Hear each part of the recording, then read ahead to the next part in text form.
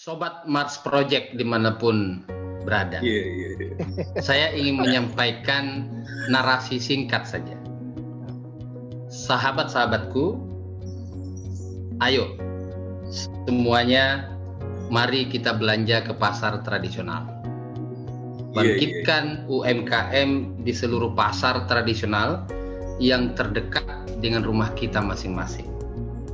Sejak krisis 1998 dan berbagai krisis moneter apapun itu namanya, telah kita buktikan bersama bahwa dengan ketangguhan UMKM, pertumbuhan ekonomi Indonesia akan niscaya terjadi dan terus bertumbuh dan bertumbuh. Merdeka bangsaku, merdeka negeriku, UMKM tangguh, Indonesia tumbuh. Merdeka. Ya, kita ini ngobrol-ngobrol santai saja sebelum kita mulai di momen kemerdekaan ini.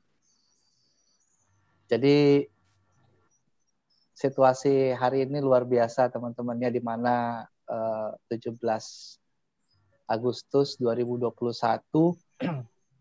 kita masih di situasi pandemik, ya. Ada juga negara-negara mengatakan ini epidemik, tapi akhirnya kembali ini adalah sebuah pandemik. Sebelum kita masuk ke diskusi santai kita, saya buka dulu ya dengan Bismillahirrahmanirrahim.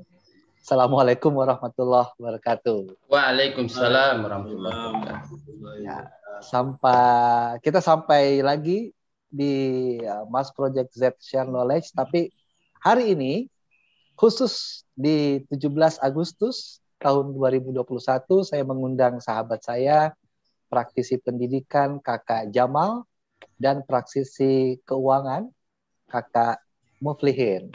Jadi kita hari ini akan membahas sesuatu yang sifatnya merdeka-merdeka. Santai-santai aja, nanti kita akan interaktif. Dan tema kita hari ini, wah luar biasa, merdeka bangsaku, merdeka UMKMku. Nah, kita akan melihat perspektif dua sahabat saya ini. Yang satu Kakak Jamal adalah perspektif tentang pendidikan. Bagaimana pendidikan itu bisa memerdekakan bangsa dan membuat orang itu belajar untuk memasuki dunia bisnis. Dan dari sahabat saya, Kakak Muflihin, dia akan berbicara perspektif merdeka di sisi seperti apa kita merdeka di UMKM Indonesia ini, atau di UMKM masyarakat kita ini. So mungkin sekedar pengantar saja dari saya seperti itu. Saya akan izinkan dulu Kakak Muflihin ya untuk share lah, kita bercerita seperti apa merdeka bangsaku, merdeka UMKMku. Ini salah satu ide kreatif tadi malam saya diskusi dengan beliau, apa tema yang bagus untuk sesuatu yang kita bisa berikan kepada Mars Project followers, subscribers, viewers, apapun namanya di sana. Ternyata inilah temanya. Oke. Kakak Muflihin, silakan. Baik, Bismillahirrahmanirrahim. Assalamualaikum warahmatullahi wabarakatuh. Salam merdeka, UMKM tangguh, Indonesia tumbuh. Luar biasa. Baik teman-teman, kalau kita bicara perspektif kemerdekaan, pasti semua memiliki perspektifnya masing-masing. Jadi semua orang ingin merdeka. Pada dasarnya, ya, kita manusia ingin merdeka.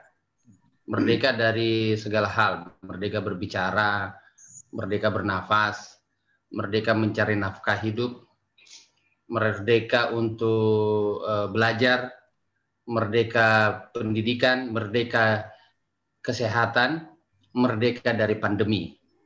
Jadi semua orang di Indonesia ini dan manusia di seluruh dunia ini memiliki kegelisahan, yaitu ingin merdeka. Nah, saya ingin memulai diskusi kita pagi ini. Saya mulai coba membahas dari pidato kenegaraan Jokowi kemarin tanggal 16 Agustus. Presiden Jokowi kemarin. Nah, di pidato kenegaraan setiap tanggal 16 Agustus itu pasti Presiden akan memberikan pidato kenegaraan khususnya nota keuangan. Ini menjadi hal yang penting untuk evaluasi selama setahun ke belakang dan apa yang akan dilakukan di setahun ke depan. Nah, di dalam pidato Presiden Republik Indonesia kemarin, itu dipaparkan menurut saya cukup menarik, dan beliau dengan pakaian adat suku Baduy itu menyampaikan beberapa hal. Yang pertama, bahwa dipaparkan tentang asumsi APBN 2021. Salah satunya prediksinya pertumbuhan ekonomi pemerintah tetap cukup yakin masih di angka antara 5, kisaran 5 sampai 5,5%. Sebenarnya angka ini, teman-teman, itu angka yang memang lazim terjadi dari 2016 sampai ke 2019.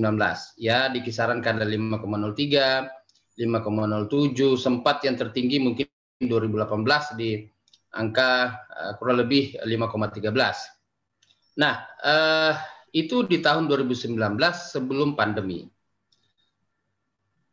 Nanti kita bahas ya satu-satu. Yang kedua, Presiden juga memberikan tingkat keyakinannya terhadap inflasi masih bisa dijaga di angka 3%. Kemudian untuk perhitungan APBN, baik untuk belanja keluar maupun pendapatan negara, itu di kisaran 14.350 rupiah per 1 US dollar. Ya, jadi itu asumsi APBN ini menjadi penting karena untuk menghitung seluruh orang yang akan berkegiatan di Indonesia itu pasti sangat perhatian sekali terhadap asumsi-asumsi yang diajukan oleh pemerintah pusat. Yang berikutnya yield suku bunga untuk surat utang negara atau SUN selama 10 tahun ke depan itu diperkirakan di angka 6,82%. Memang ini sudah terkoreksi cukup dalam, yang biasanya bisa di angka 7-8%. Tapi 6,82% menurut saya masih cukup sangat menarik bagi para pelaku usaha, ya, khususnya dengan surat utang negara yang akan diterbitkan oleh pemerintah. Kemudian harga minyak mentah, ya, atau ACP ini di angka 63 US dollar per barrel. Dulu mungkin pernah di angka 98 US dollar per barrel. Nah, berikutnya produksi lifting minyak itu di angka 703.000 barrel, dan sedangkan untuk gas sendiri kurang lebih setara dengan 1.036.000 barrel setara minyak per hari. Nah, ini asumsi-asumsi ini memang sangat menarik di kalangan khususnya pemerhati ekonomi. Nah, tema hari ini Merdeka Bangsaku, Merdeka UMKM-ku, sebenarnya saya sangat sepakat.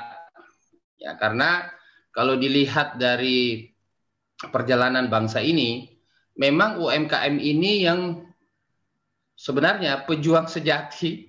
Ya, saya pikir Kakak Jamal, Kakak Umar, semua yang mungkin menonton diskusi kita hari ini itu sangat setuju lah, ya, bahwa sudah berapa berjilid-jilid krisis moneter tahun 98, krisis moneter tahun 2008, ya, itu sudah menjawab bahwa memang UMKM lah yang menjadi penopang negara ini. Bahasa sederhananya, sepanjang pasar tradisional itu masih ramai orang berjualan, masih ramai orang dikunjungi, maka disitulah urat nadi Indonesia. Karena memang sejatinya pasar tradisional ini adalah urat nadi pertumbuhan ekonomi Indonesia. Ya. Nah, lebih lanjut lagi, saya sangat tertarik dengan asumsi pemerintah bahwa di 2022-2021 ini yakinlah di angka 5-5,5%. Padahal di Desember 2020 saja itu kita hampir semua negara itu minus. Hampir semua negara, bahkan Singapura pun yang kita anggap yang kita anggap paling mentereng, ya, itu minus pertumbuhannya 5%. Ya, minus 5%. Amerika juga minus 3%. Jadi Cina sekalipun itu minus, Pak. Semuanya turun semua. Nah, sedangkan di Indonesia itu kita di minus 2,07%.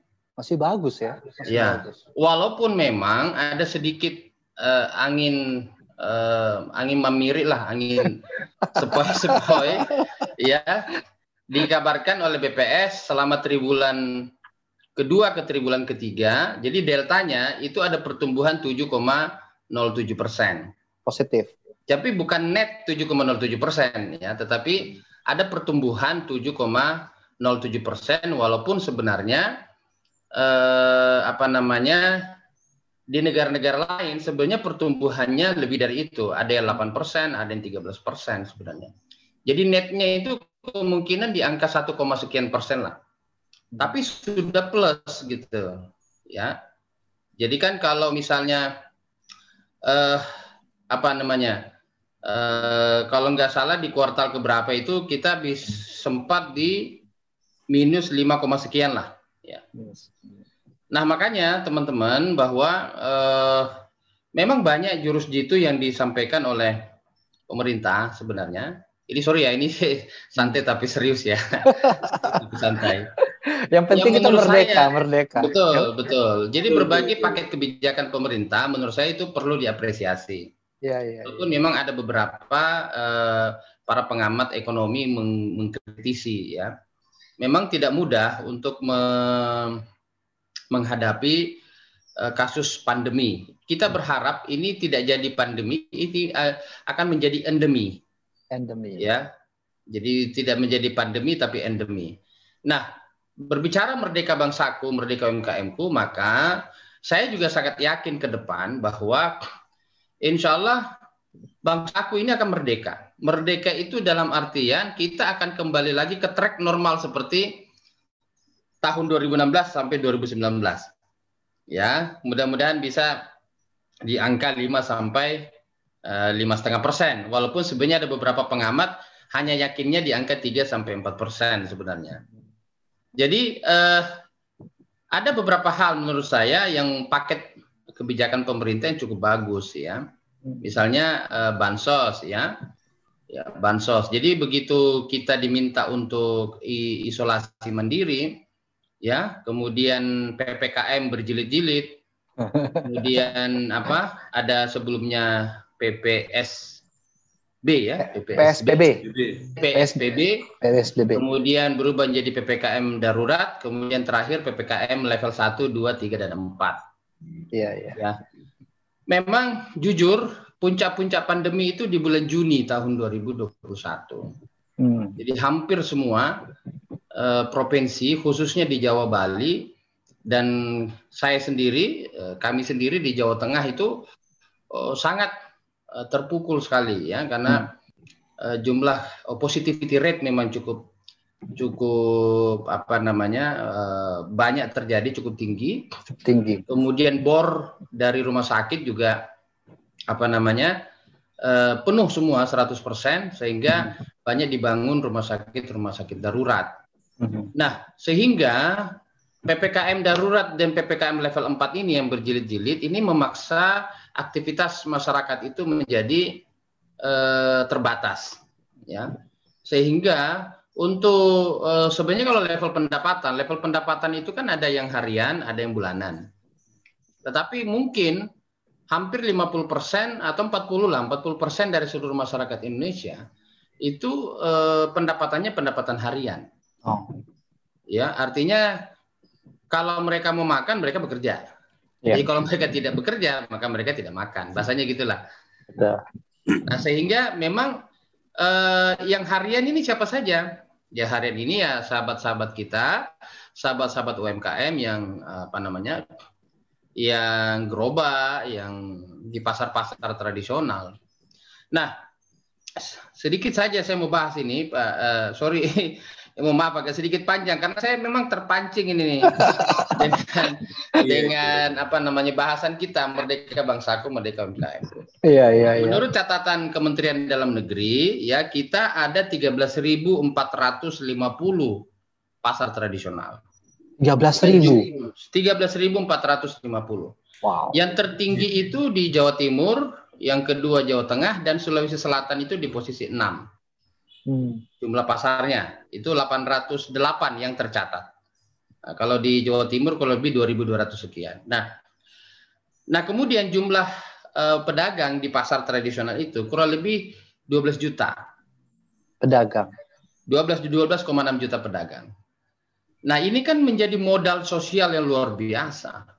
Bayangkan kalau 12,6 juta ini, katakanlah misalnya satu hari saja pasar tidak apa namanya ditutup. Coba bayangkan, memang dilematis memang. Di satu sisi kita butuh pembatasan sosial, tapi di sisi lain perut orang nggak bisa kita tahan untuk ada perut yang lapar. Nah, tapi berapa nilai transaksinya itu tadi 12 juta? Kalau satu hari ditutup berapa nilai transaksi yang pasti kita kehilangan? Iya sederhana saja sebenarnya. Kalau misalnya kalau di Jawa itu ada istilah empon-empon. Empon-empon itu dari ada jahenya, ada serainya, ada pokoknya bumbu-bumbu dapur lah. Iya. Bumbu-bumbu dapur itu kan Rp5.000 sudah dapat tuh. Ya, kalau kita bicara di pasar tradisional, di pasar basah, katakanlah apa? Ayam potong. Ayam potong mungkin sekarang agak sedikit turun, biasanya di rata-rata 33.000 per kilo. Nah, sekarang mungkin sudah ada kalau di paket-paket apa? Mohon maaf kayak gerai-gerai yang cukup besar mungkin dijualnya di 25.000, 27.500. Ya, kemudian beras itu sendiri. Nah, kita ini orang Asia Tenggara, orang Indonesia tidak bisa lepas dari beras. Ya. Kemudian memang ada satu paket bantuan sosial dari pemerintah, yaitu BPNT, bantuan pangan non tunai, yang memang basisnya itu adalah bahan pokok. Jadi bukan uang yang diberikan, tetapi bahan pokok. Nah, bahan pokok yang diberikan ini macam-macam tuh, ada protein nabatinya, ada telurnya, ada apa namanya, ada berasnya, dan itu juga bagus karena kalau pemerintah memberikan bansos berupa katakanlah beras dan seterusnya, maka pemerintah lokal daerah bisa mendorong suplai sembakonya. Dengan apa? Memberikan tagline misalnya sembako yang diberikan untuk distribusi kepada bansos itu adalah produk-produk lokal. Nah, itu kan juga menarik sebenarnya, bisa jadi paket kebijakan tersendiri di tingkat daerah. Jadi masing-masing daerah bisa membuat paket kebijakan. Jadi pemerintah pusat bikin bansos, kemudian pemerintah daerah membuat kebijakan bahwa memaksa distributor lokal barang sembako yang digunakan adalah produk-produk lokal. Ini juga menurut saya menarik sebenarnya. Jadi memang untuk menuju merdeka bangsaku memang harus penuh dengan jalan yang berliku. Tidak sesederhana dengan membalikkan telapak tangan. Ya, tapi kalau menurut saya yang kita bisa pahami adalah banyak orang ingin berkontribusi terhadap pemikiran, ide, terhadap bagaimana kita keluar dari krisis kesehatan ini. Karena baru kali ini kita katanya siklusnya itu setiap 100 tahun. Jadi pandemi itu terjadi setiap 100 tahun. Jadi 100 tahun yang lalu kita hitung aja 2021 dikurang 100. Jadi kurang lebih tahun berapa? 1901. Iya benar ya, 1901. Betul ya, 1900-an lah. Jadi itu 1910. Itu betul. 1910 1911 itu memang di Jawa pun itu kalau nggak salah dengar ya, saya nggak mudah-mudahan benar datanya. Itu ada kalau nggak salah pes tikus ya kalau nggak salah waktu itu. Hama tikus. Bahkan menyerang rumah-rumah masyarakat yang dulu baru terbuat dari bambu dan anyaman inilah kelapa gitu ya. Jadi memang setiap 100 tahun siklus pandemi itu. Nah, makanya yang merdeka adalah yang bertahan. Ini memang benar apa istilah sekarang itu yang menarik. apa ya, resilient apa istilahnya, bertahan ya. Iya, resilient. Daya juang. Jadi Daya juang. orang yang berhasil adalah orang yang mampu bertahan dalam suasana seperti ini. Karena semua pun, kalaupun orang punya banyak uang sekarang, itu tidak bisa berspekulasi seperti saat sebelum pandemi. Semua orang pasti menahan diri, walaupun punya uang banyak misalnya. Yang tidak punya uang juga garuk-garuk kepala. Bagaimana caranya setiap hari bisa terisi perut ini? Iya. Nah makanya langkah pertama tadi, paket-paket kebijakan pemerintah memang harus turun ke lapangan. Tapi memang harus diseimbangkan dengan kemampuan negara itu sendiri. Nah, misalnya apakah APBN-nya mencukupi dan seterusnya. Karena memang karena berbicara orang banyak itu tidak gampang, Pak. Betul. Ya. Belum lagi kita berbicara tentang accountability, tentang apa namanya, bagaimana membuat kinerja yang lebih accountable. Artinya accountable itu kita ingin menolong masyarakat nih, tapi dokumentasi keuangan dan seterusnya harus bagus juga, sehingga pada saat diaudit dan seterusnya aman lah, bahasanya gitulah. Nah, kemudian menghindari fraud, korupsi dan seterusnya. Jadi menurut saya memang berbicara merdeka bangsaku, balik lagi yang kedua saya mau bahas adalah bagaimana merdeka UMKM pun. Jadi yang pertama, tadi kita sudah sempat singgung ya, bahwa ada campur tangan pemerintah. Kalau regulasi saya pikir sudah cukup, banyak sekali regulasi, Permenkop dan seterusnya banyak. Ya, kita pelaku UMKM di Indonesia kurang lebih ya ada 64 sampai 65 juta sekarang. Pelaku UMKM. Pelaku UMKM yang tercatat itu kurang lebih 65 juta. Itu memang begitu. Jadi 2018 itu kurang lebih 61. 2019 60 berapa ya? 62, naik sedikit 64, sekian terus ke 65 juta. Wow. Jadi 65, bagaimana memberdayakan 65 juta itu? Nah, muncullah beberapa tagline yang menarik menurut saya. Jadi, mohon maaf ini buat sahabat-sahabat netizen ya, yang modalnya hanya modal jari, maka ayo kita hashtag. Misalnya meramaikan hashtag belanja dalam negeri produk lokal, itu bagus. Iya. Karena TKDN yang 100%, maka bisa meningkatkan selain UMKM terberdaya, pemerintah juga bisa terberdaya dalam bentuk pajak dan seterusnya. Jadi ini sebenarnya efek dominonya banyak sekali sebenarnya. Efek dominonya banyak sekali. Jadi apalagi kita bicara merdeka UMKM. Kalau dalam regulasi sudah cukup menurut saya. Kemudian berikutnya dalam bentuk katakanlah bantuan langsung dari bantuan pemerintah dalam bentuk katakanlah modal usaha. Ya, yang memang orang banyak tahu sekarang ada namanya kredit usaha rakyat. Seluruh himbara bisa memberikan kredit usaha rakyat, ya.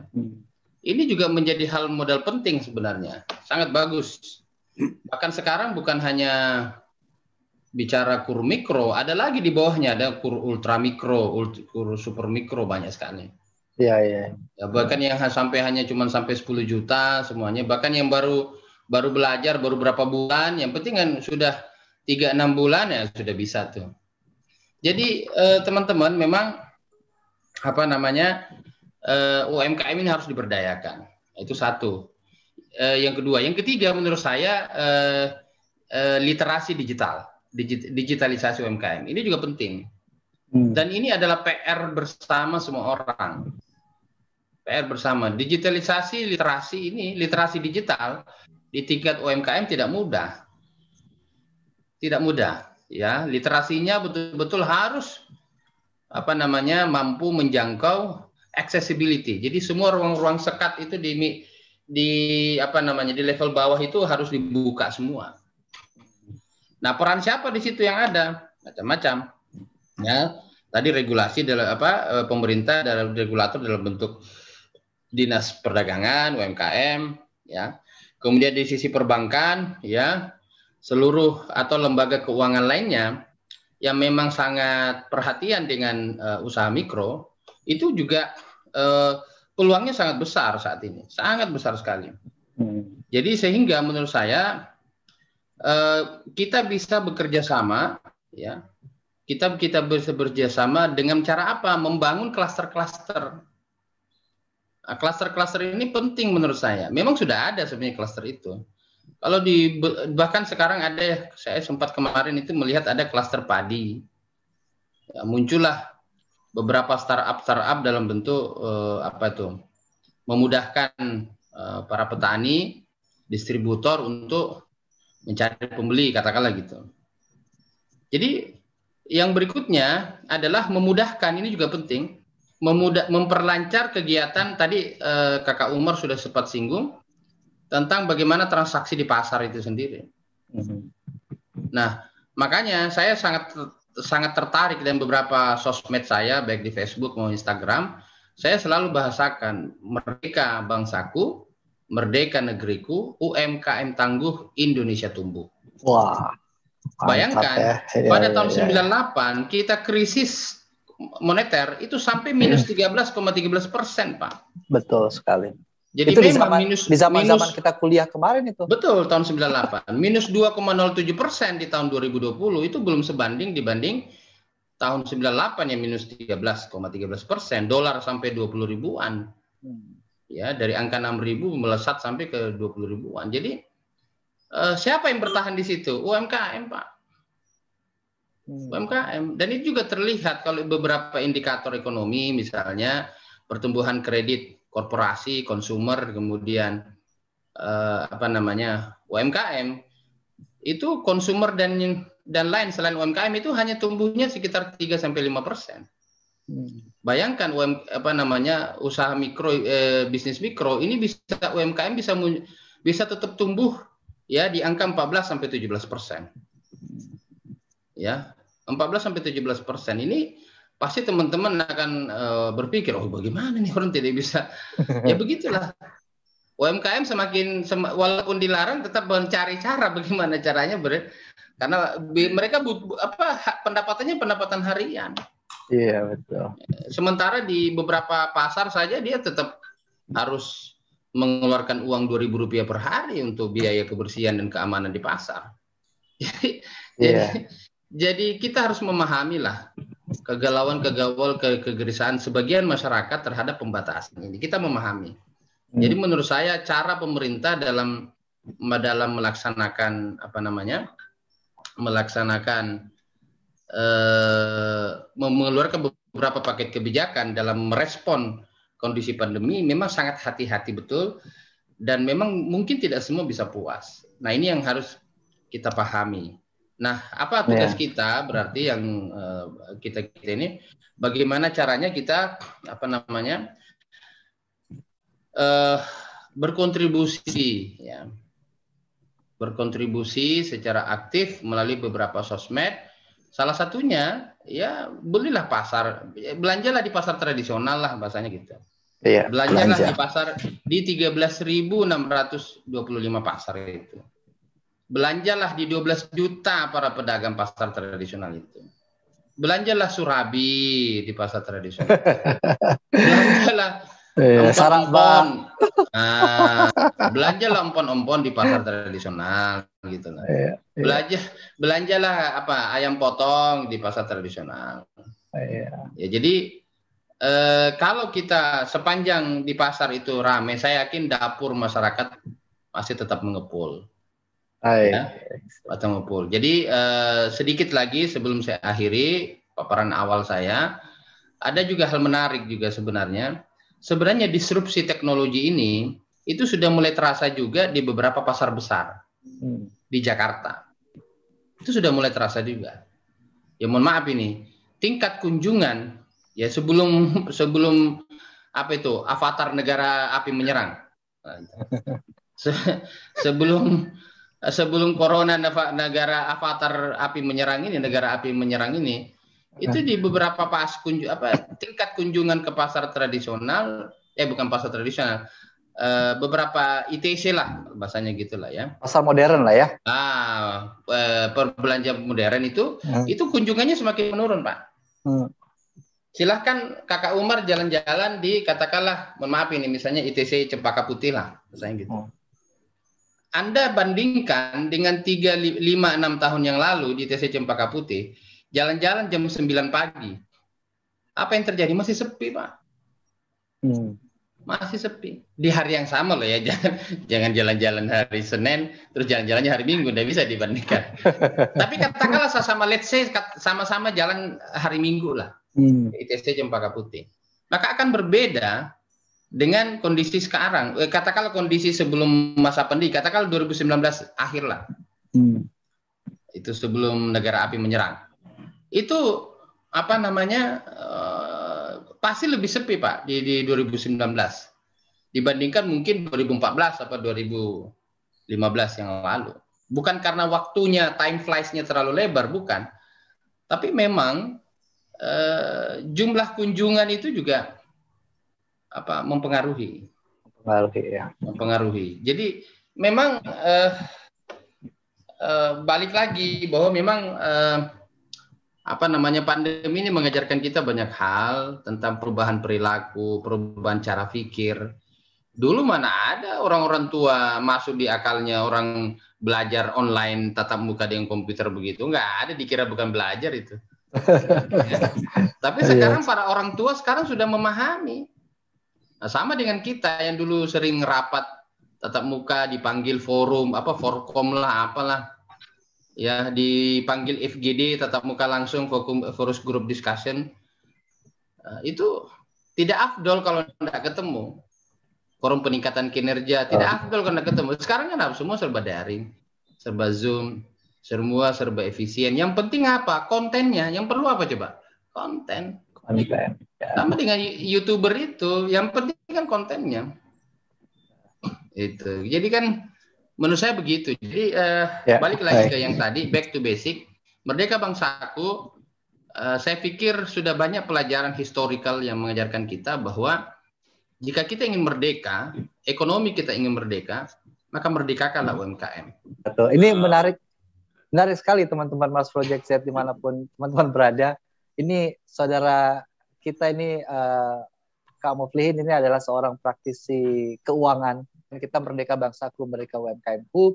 Tadi disampaikan oleh saudara kita Kak Muflihin itu sangat menarik dan sangat mendalam. Begitu banyaknya, begitu dahsyatnya perekonomian di bangsa ini yang harus terus bangkit tentunya seiring dengan merdekanya bangsa. Tetapi ada satu hal yang penting. Merdeka Bangsaku, Merdeka UMKM-ku tentu harus ditopang oleh pendidikan yang kuat, oleh pendidikan yang matang.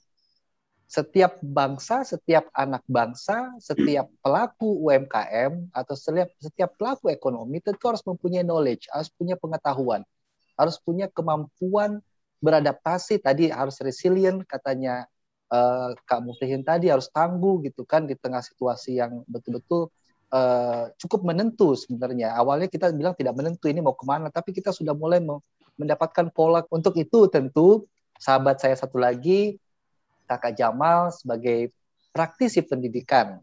Nah, ini kita ingin melihat seperti apa, kita ingin mendengar seperti apa Kakak Jamal mempunyai perspektif tentang pendidikan yang merdeka tentu, yang tentunya nanti meningkatkan pengetahuan masyarakat supaya mau juga berperilaku sebagai pengusaha-pengusaha lokal gitu. UMKM ini harus ditingkatkan dengan cara pengetahuan-pengetahuan seperti apa? Assalamualaikum warahmatullahi wabarakatuh. Waalaikumsalam. Siang itu wilayah Indonesia Tengah. Kamu kuliah mungkin masih pagi ya di sana. Ya, jadi temanya ini betul-betul menarik ya. Jadi Merdeka Bangsa, Merdeka UMKM-ku. Jadi saya tertarik dengan Kak Muflihin tadi bahwa betul-betul yang menopang bangsa kita itu dari dulu yang betul-betul ada di UMKM. Jadi sebelum saya mengkritisi, mentaktisi masalah pendidikan, saya singgung dulu sedikit masalah UMKM. Ini kan sudah terbukti sebenarnya. Jadi pelaku-pelaku retail itu kan sudah mulai mulai ekspansi ke dunia UMKM. Ya banyaklah kita lihat yang apa menyebutkan merek, ada yang Indo April, yang dulunya usaha retail sekarang masuk dalam dunia UMKM. Terus ada juga namanya gudang gudang gula membentuk GGSP umpamanya, mau sebut merek itu kan sebenarnya ada bentuk-bentuk usaha retail kan masuk pada dunia UMKM. Jadi jadi bukti bahwa dunia usaha UMKM itu mempunyai suatu akar, mempunyai suatu bentuk ketahanan menghadapi bencana lah menurut kayak iklim mungkin tadi menghadapi serbuan sebelum negara api menyerang ya, yang punya akar yang kuat. Nah, berbicara masalah merdeka bangsa, merdeka pendidikan, sekarang sebenarnya sejalan dengan apa yang telah dicanangkan oleh Menteri Pendidikan bahwa dimulai kurikulum tahun 2020 19-2020. Dunia pendidikan itu terutamanya kampus, kita berbicara kampus S1, kampus diploma dan sekolah kejuruan, itu sebenarnya sudah diarahkan untuk mempunyai suatu sistem yang mengharuskan satu kampus itu untuk mempunyai waktu yang lebih besar kepada dunia usaha dan dunia industri. Salah satunya seperti kewajiban 40 SKS. Jadi setiap kampus itu S1, diploma 3, diploma 4 itu harus menyiapkan 40 SKS untuk belajar di dunia usaha maupun di dunia industri. Jadi 40 SKS ini tidak harus berada di kursi kuliah, di bangku kuliah, tidak harus berada pada jurusan yang sama. Itu dibebaskan 40 SKS ini mau ke industri mana, mau ke usaha mana, menghabiskan 40 SKS ini. Nah, 40 SKS ini bisa dibagi jadi satu semester, bisa juga dipecah menjadi 2 semester, jadi dimaksimalkan. Kalau kita dulu masih kuliah kan dulu kan ada namanya kewirausahaan, cuma paling 2 atau 3 SKS ya. Iya betul. Ya. Betul. Untuk sekarang dengan jumlah yang lebih besar ini 40 SKS ini bisa memungkinkan para pelaku pendidikan, para anak muda kita, para calon-calon generasi bangsa yang mempunyai pola pikir bahwa tidak harus menjadi seorang karyawan, tidak harus menjadi seorang employee untuk menjadi seorang manusia seutuhnya, tidak harus menjadi seorang yang duduk di belakang kursi untuk menjadi seorang pelaku pengisi dunia. Nah, itulah yang diharapkan oleh Menteri Pendidikan kita, bagaimana menciptakan generasi-generasi muda yang siap kerja dan siap berusaha. Jadi bukan cuma siap berusaha kerja kantoran, tapi siap berusaha dan mempunyai usaha sendiri. Makanya adalah muncul link-link, makanya muncul link-link usaha, link-link dunia industri. Diharapkan nanti mereka bisa langsung action, langsung tuning, langsung bisa melihat peluang apa yang bagus. Nah, terus yang ketiga yang saya lihat juga sekarang bahwa ada beberapa pasar yang sudah mulai menerapkan cashless ya, sudah mulai menerapkan cashless. Pasar tanpa uang ya. Ada beberapa pencontohan di mana pasar itu sudah tidak menerima uang tunai, tapi menerima kartu. Nah, ini membuktikan bahwa digitalisasi dan digitalisasi usaha UMKM itu juga sudah menjadi suatu bentuk kewajiban.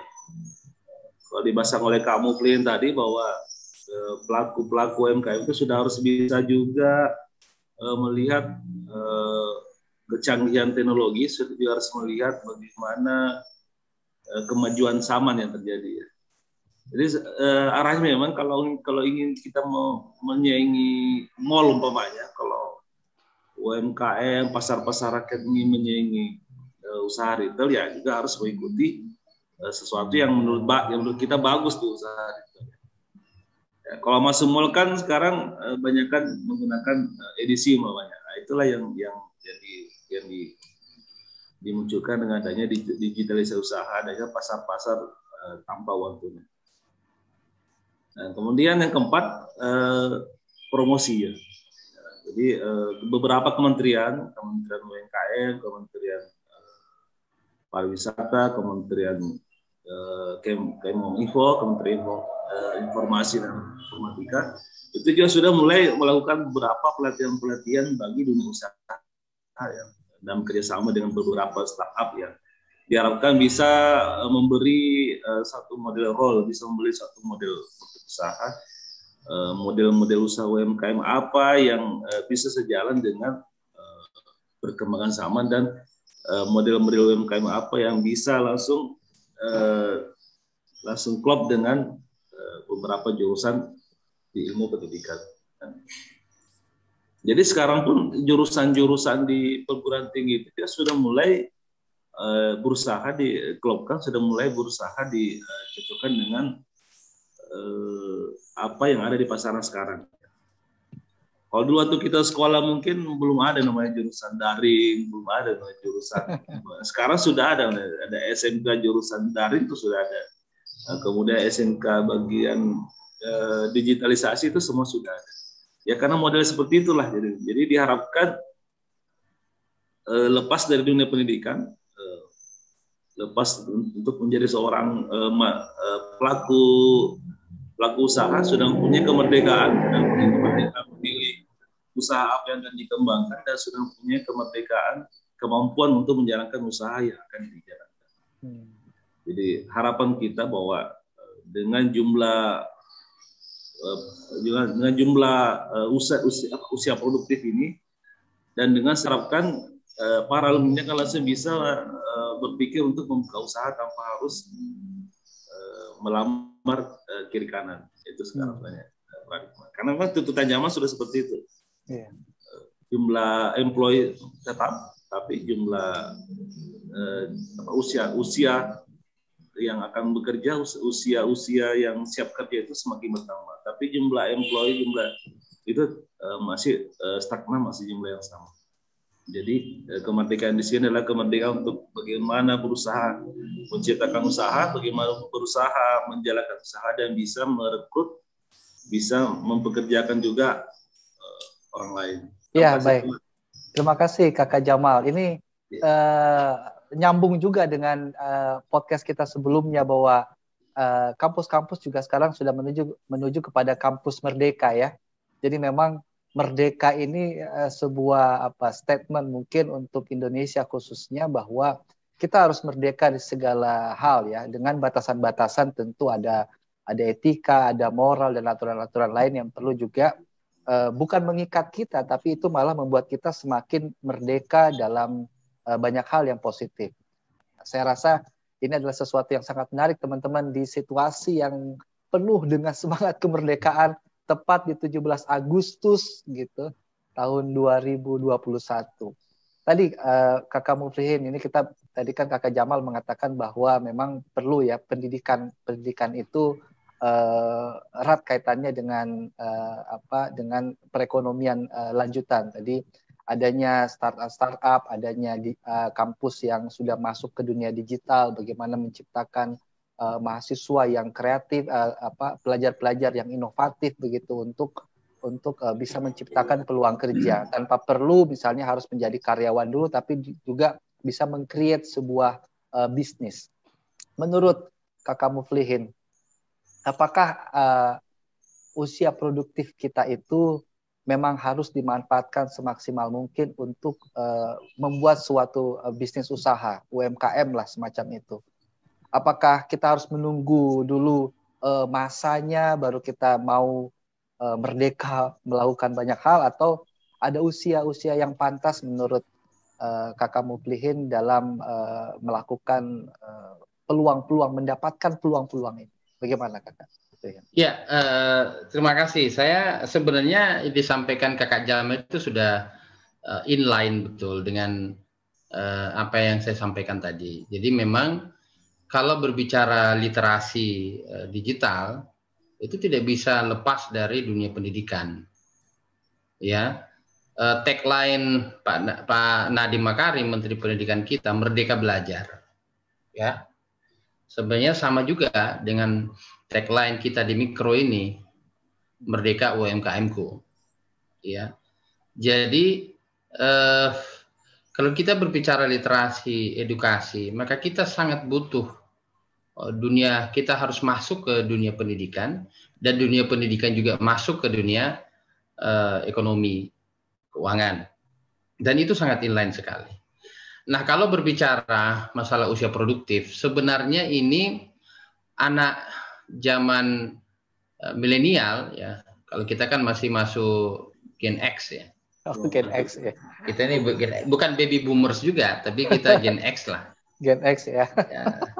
Gen X, Gen Z, milenial gitu ya. Nah, di zaman milenial ini berbeda sekali dulu. Ya, sekitar mungkin tahun 97, 96, 97, 95-an ke atas lah. Sampai sebelum di awal-awal 2000-2001, kita megang komputer saja itu sudah kebanggaannya itu udah luar biasa banget gitu. Ya, itu belum berbicara konten loh. Itu baru berbicara hardware. Itu baru berbicara hardware. Jadi tahun sedikit itu sudah sangat terlambat. Di Amerika sudah bicara hardware itu sudah sejak tahun 80. 80 sampai 85 itu mereka sudah bicara hardware. 85 ke atas sudah bicara konten. Kita baru berbicara konten, Pak. Itu ya di atas 2015. Baru bicara konten. Jadi gap-nya itu sangat luas antara 2000 ke 2015. Ada 15 tahun masa freeze stagnasi itu. Entah dunia pendidikan atau bahkan di dunia bisnis sekalipun. Yeah. Setelah 2015 baru tuh konten-konten kreator itu baru muncul semua. Nah, begitu konten keluar maka hardware itu tidak menjadi penting sekarang. Jadi semua medianya ada. Artinya apa? Yang saya mau bahas adalah usia produktif sekarang itu sudah bergeser. Kalau dulu usia produktifnya itu mulai dari katakanlah 25 tahun lah. Sekarang tidak. Anak-anak usia 15 tahun sudah banyak pemain saham, Pak. Jadi sudah bergeser, Pak. Jadi kita dulu baru mulai tahu yang namanya bekerja, itu usia 25 lah ke atas. Ya. Sebagian besar ya, sebagian besar. Sebagian besar, walaupun memang ada lah yang sudah mulai usia 20, 18, karena orang tuanya mungkin sudah pedagang kan begitu. Iya. Tapi kalau sekarang anak-anak dipaksa, mau tidak mau, karena kalau mereka tidak masuk, mereka akan ketinggalan, Pak. Jadi rata-rata sekarang itu mereka sudah mulai bekerja dari rumah, sudah usia 15 tahun. Walaupun itu mungkin masih debatable, masih bisa dibantah lah. Itu harus ada penelitian mengatakan usia berapa nih untuk zaman milenial sekarang. Sebenarnya anak-anak milenial pinter-pinter, Pak, sekarang. Iya. Medianya banyak sekali. Sekarang, dulu orang jualan, Pak, harus butuh modal, Pak. Sekarang nggak butuh modal, Pak. Iya. Butuhnya cuma handphone toh. Dengan cara apa? Jadi dropshipper aja. Dropshipper, ya betul. Jadi dropshipper aja, dia nggak punya barang. Dia nggak punya barang. Dia hanya minta izin aja untuk dia upload lagi tuh foto tasnya orang tuh. Padahal tasnya bukan tasnya dia tuh. Iya. Coba bayangin. Jadi kan ini menarik sebenarnya. Ada perubahan pola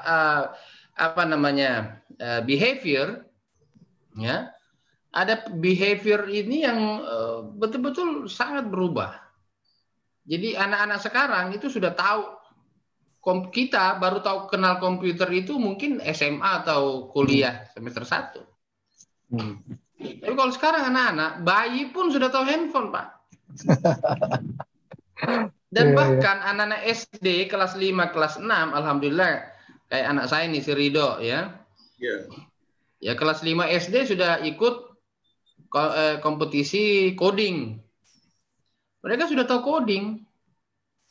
Nah, kemarin sempat ada di grup sebelah itu tentang, mereka bicara tentang bagaimana pentingnya UMKM dan teknologi. Bahwa sekarang itu dunia database, kemudian dunia pemrograman pun bisa anak-anak itu sudah bisa ikut pemrograman tanpa tahu bahasa program. Ya, sekarang sudah banyak tuh, ada Kodu, ada Scratch. Jadi sebenarnya maksud saya kalau membahas sesuatu tidak langsung membahas, oh iya benar usia produktif itu sekian, enggak. Tapi kita harus menjelaskan dulu nih bahwa sebenarnya sudah terjadi pergeseran yang luar biasa. Nah, saya pernah teringat ada dosen saya dulu, Pak Riza S. Sajad dulu.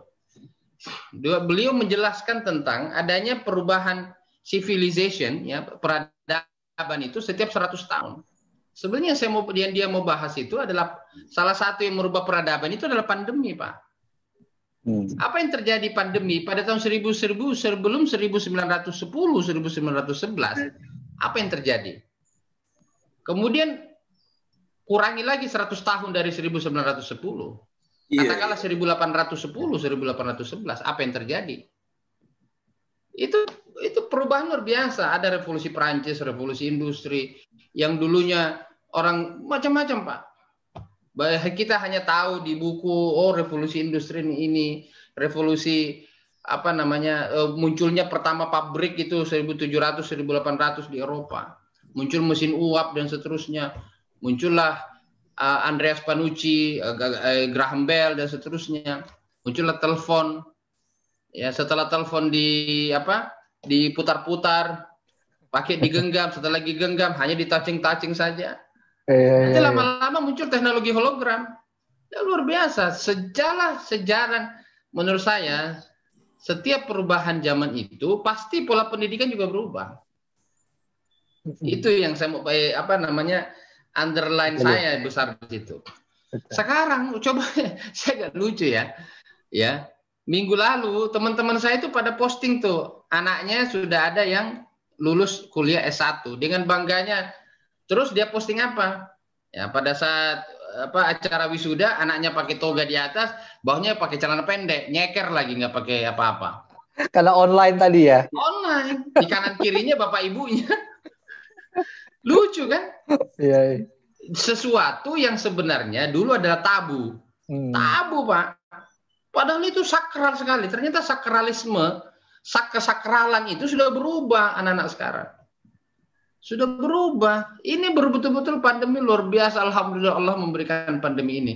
Kenapa Allah memberikan pandemi ini luar biasa? Jadi yang saya mau bahas tadi, yang Kakak Jamal sampaikan, memang peran dari dunia pendidikan itu sangat penting sekali. Tapi memang yang kita harus memahami adalah terjadi pola perilaku yang sangat betul-betul berubah. Tingkat sakralisme sesuatu sudah berubah. Ya, sakralnya sesuatu itu sudah berubah, Pak. Orang lebih kepada konten. Nah, jadi memang pandemi ini mengajarkan banyak hal. Pola perilaku berubah. Ya, pola hubungan itu sudah berubah juga. Dulu kalau mau dikatakan bersahabat harus laki-laki sama laki-laki, harus pelukan akrab, cipika kanan kiri. Sekarang sudah berubah. Ya kan? Sekarang pola 3S, senyum sapa salam juga berubah. Senyum sapa dan salam, tetap senyum, tetap sapa, tetap salam, tapi tidak tetap muka. Jadi senyum, sapa, dan salam juga berubah. Itu kalau mau dibahas lebih dalam lagi, Pak, pasti beda lagi tuh metodologi PAUD. Pendidikan usia dini, anak usia dini, pasti berubah lagi tuh. Iya, betul. Coba sekarang saya tanya, kalau anak TK bagaimana mengajari dengan online seperti ini? Kan tidak gampang. Jadi itulah ini Allah ini memberikan betul pandemi seperti ini, membuat kita berpikir otak lagi, bahwa sebenarnya yang paling penting adalah konten. Lebih kepada isi, apa isinya, apa kandungan yang ingin disampaikan. Balik lagi tadi, merdeka bangsaku, merdeka UMKM-ku,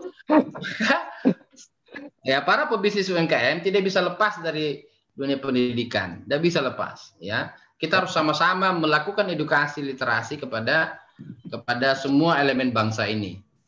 Ya, jadi saya pikir itu Kakak Umar terkait itu. Jadi memang usia produktif itu bergeser sangat jauh lebih awal, malah menurut saya lebih awal lagi.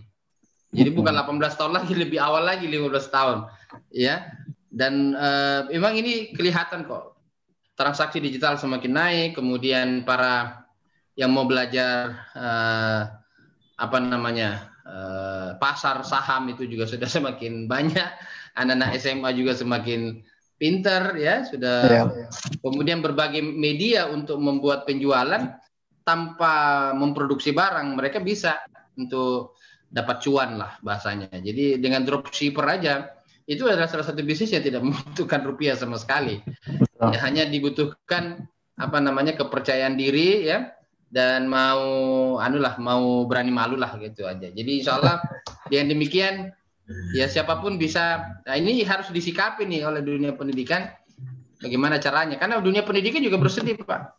Sudah 1,5 tahun orang tidak ada tatap muka. Ada pertanyaan buat Kakak Jamal di sini. Bagaimana peran lembaga pendidikan khususnya yang sekarang banyak daring, banyak yang online ya. Kampus-kampus juga sekarang harus melakukan virtual meeting, virtual edukasi. Anak-anak TK tadi PAUD juga mungkin harus beralih fungsi sekarang. Tadinya guru-guru TK-nya itu mengajarkan anaknya bagaimana memegang misalnya sebuah mainan untuk mengedukasi anak-anak kita gitu. Nah, tadi terkaitannya dengan platform-platform UMKM sebenarnya. Apa peran dunia pendidikan Kakak Jamal yang sangat real ya, yang betul-betul real langsung kepada pelaku bisnis UMKM ini?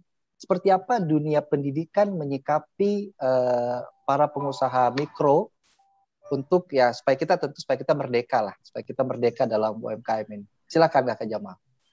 Oke, makasih Kak Omar. Kalau secara global, bagaimana dunia pendidikan sekarang masuk bersentuhan langsung dengan bentuk UMKM? Ya itulah yang pertama tadi bahwa trilogi pendidikan kan jelas bahwa adalah pendidikan dan pengabdian kepada masyarakat. Bentuk pengabdian kepada masyarakat inilah yang lebih banyak ditingkatkan sekarang. Jadi ke-40 SKS yang ditetapkan oleh kementerian itu tidak harus dihabiskan pada item pendidikan. Nah, yang 40 SKS ini bisa juga diarahkan sebagian kepada bagian pengabdian kepada masyarakat. Jadi kalau dulu kita KKN SKS cuma 4 atau 3 ya. Sekarang KKN itu karena ada KKN profesi, ada KKN profesi industri, ada lagi macam-macamnya, ada lagi tingkatannya. 40 SKS ini juga bisa dilarikan, bisa diarahkan untuk mengisi pada poin pengabdian masyarakat, tapi berkenan dengan dunia UMKM. Salah satu contoh mungkin bagaimana pembuatan gerobak-gerobak hijau oleh salah satu jurusan. Itu adalah bentuk produk dari anak-anak KKN ya, dan langsung disumbangkan kepada dunia usaha.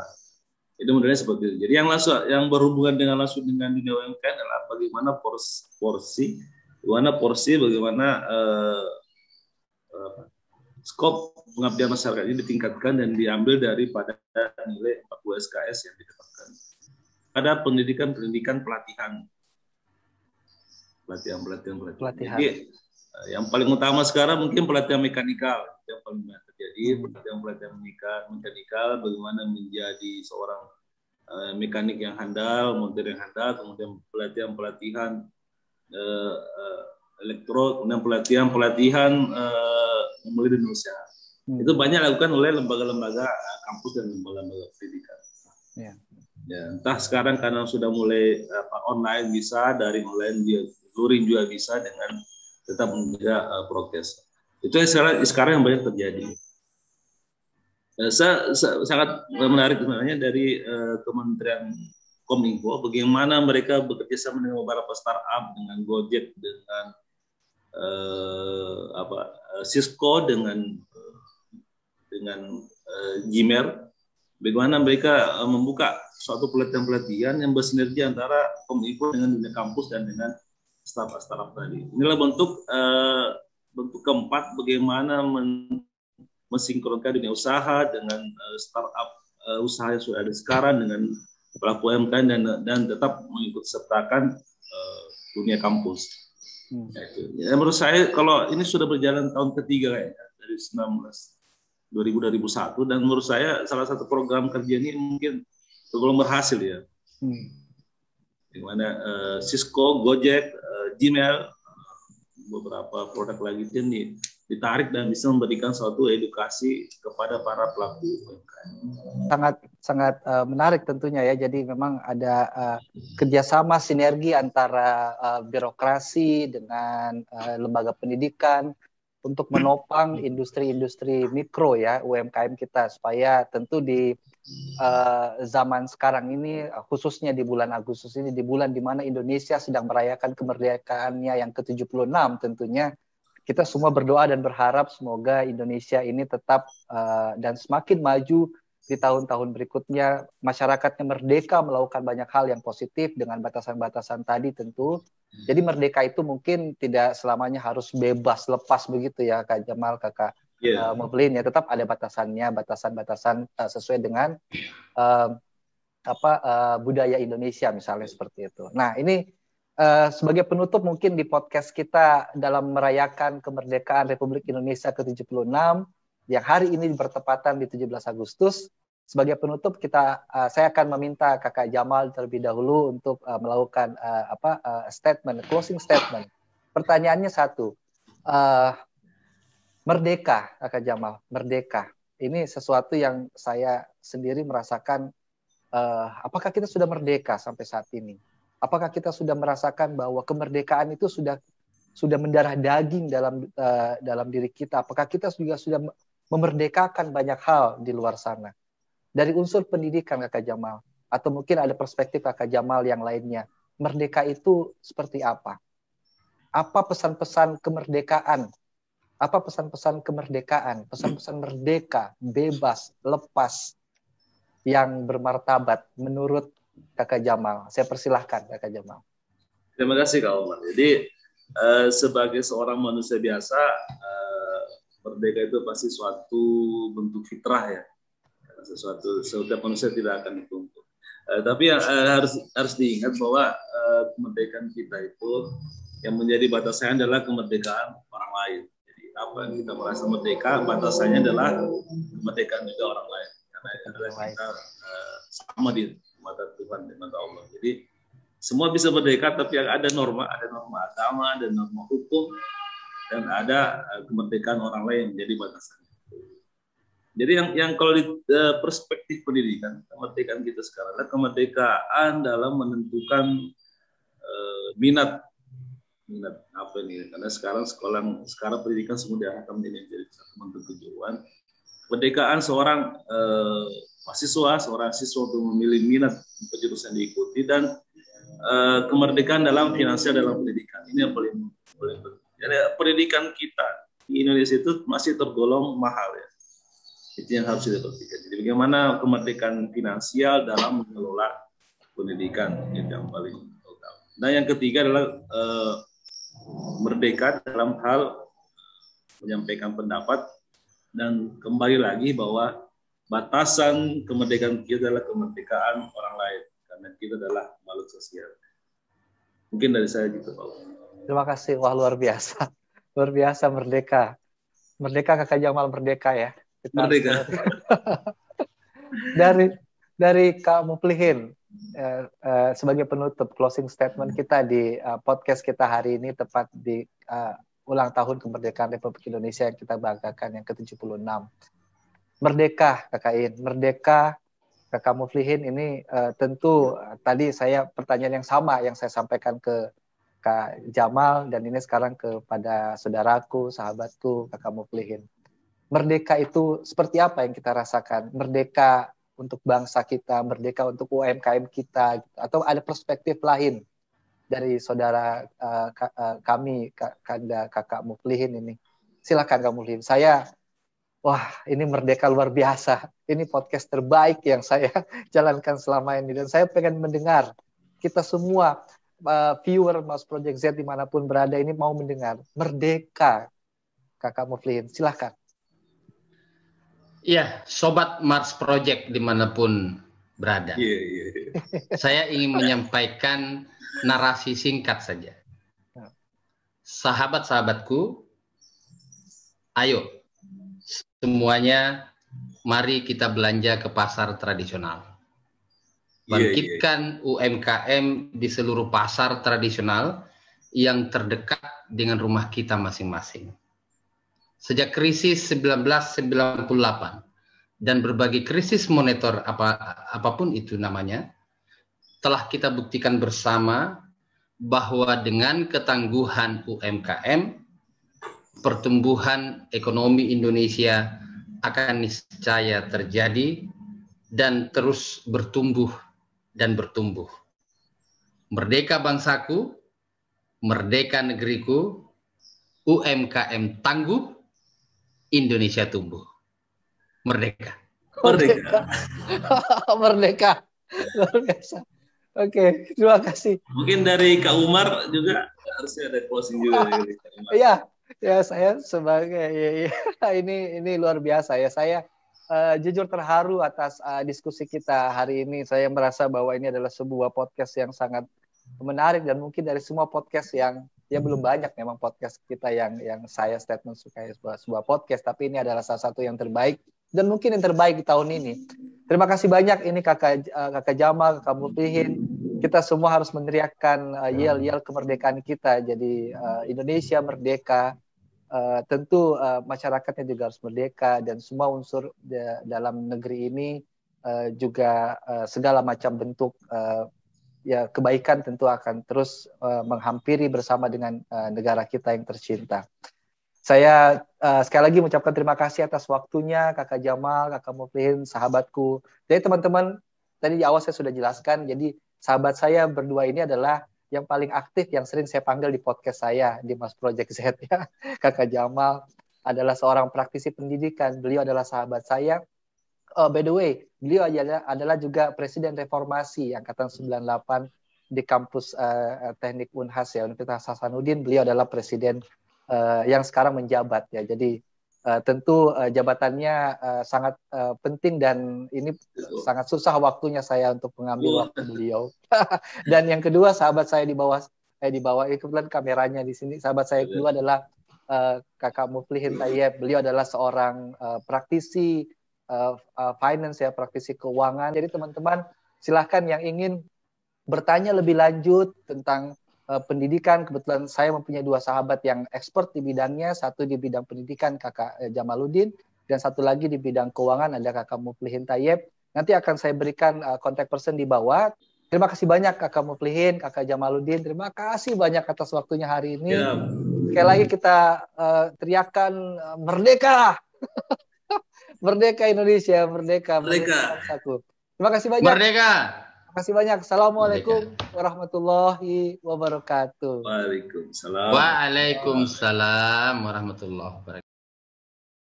Dulu orang menikah harus mengeluarkan ratusan juta untuk bisa resepsi. Sekarang nggak perlu, Pak. Nggak perlu, Pak. Menikah itu hanya modal akad nikah saja, modal jabat tangan, selesai. Tidak perlu ada resepsi karena dilarang juga pandemi kan. Coba bayangkan. Jadi merdeka. Menikah itu semakin sesuai dengan sunnah Rasul. Wanita yang indah adalah yang serendah-rendahnya memaharkan maharnya. Orang sekarang mau meninggikan mahar bagaimana perempuan coba? Ya, apa yang mau dibanggakan, orang bertamu datang orang jadi larang kan begitu ya bahasanya lah. Dulu kalau orang menikah Pak, ya sakralnya itu tuh harus ada kakek neneknya datang, harus jabat tangan, baru sakral tuh dia sakral. Ya kalau di Bugis Makassar harus mapaciknya itu harus apa? Daun inainya itu harus semua kakek neneknya, sepupu-sepupunya harus memberikan di telapak tangannya sama di jidatnya sih. Malam-malam tuh. Tapi sekarang malam mapacik, sekarang tidak lagi. Cukup dengan akad nikah selesai begitu loh maksud saya.